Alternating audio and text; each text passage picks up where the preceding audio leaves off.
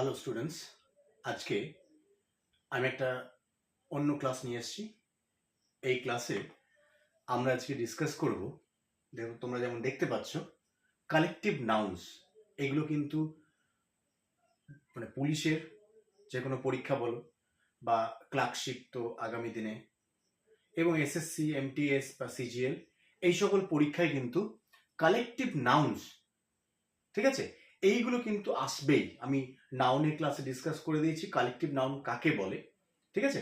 তো collective noun ছোট কথায় বলতে গেলে কি না, এক দল এই অর্থে বোঝায়, ঠিক আছে, একটা দল, একটা সমষ্টিকে বোঝায়।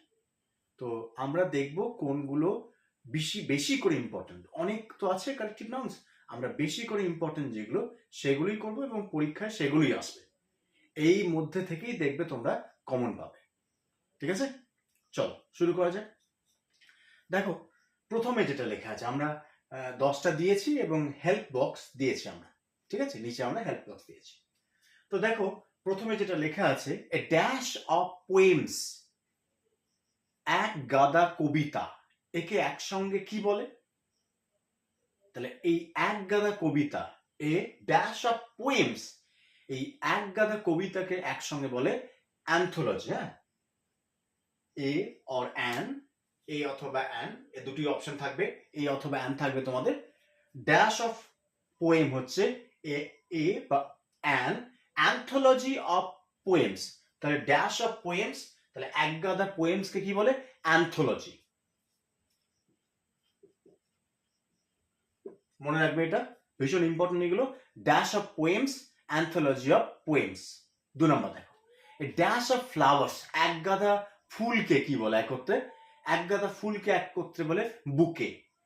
বুকে অফ ফ্লাওয়ার্স, বুকে স্পেলিংটা কিন্তু তোমাদের স্পেলিং টেস্ট কিন্তু দেয়, তাই এটা খেয়াল রাখবে। তাহলে a dash of flowers, a bouquet of flowers. Okay, next দেখো, a dash of women or ladies or beauties, এক দল মেয়েকে কি বলে? A dash of women or ladies, এদেরকে এক দল মেয়েকে বলে এ বেভি অফ লেডিজ। স্পেলিংটা দেখবে B E V Y, bevy of women or ladies, ঠিক আছে। চলো নেক্সট দেখি, এ ড্যাশ অফ অ্যান্টস, এক দল পিঁপড়েকে কি বলে? অ্যান আর্মি, এ অথবা অ্যান থাকবে, an army, an army of ants, তাহলে এক দল পিঁপড়েকে বলে an ants, an army of ants, ঠিক আছে। তাহলে অ্যান আর্মি অফ অ্যান্টস বোঝা গেল। Next, a dash of chickens, এক দল মুরগির ছানাকে কি বলে? ব্রুড, ঠিক আছে, B R double O D, a brood of chickens, a brood of chickens. Next দেখো ভীষণ ইম্পর্টেন্ট এটা, a dash of camels or pilgrims, একদল উট কে কি বলে? বা একদল তীর্থযাত্রীকে কি বলে? ভীষণ ইম্পর্টেন্ট এটা একটা।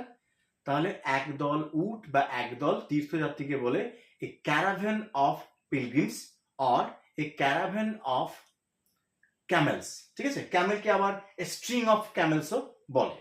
তাহলে caravan, a caravan of CAMELS অথবা পিলগ্রিমস। দেখো, a dash of locus, locus হচ্ছে পঙ্গপাল, তাহলে এক দল পঙ্গপাল, তাহলে আকাশে ওড়ে পঙ্গপাল, তাহলে এ cloud of, A cloud of locus, ঠিক আছে, এক দল পঙ্গপাল। এরপর দেখো, এ ড্যাশ অফ শিপস, এক গাদা জাহাজকে কি বলে?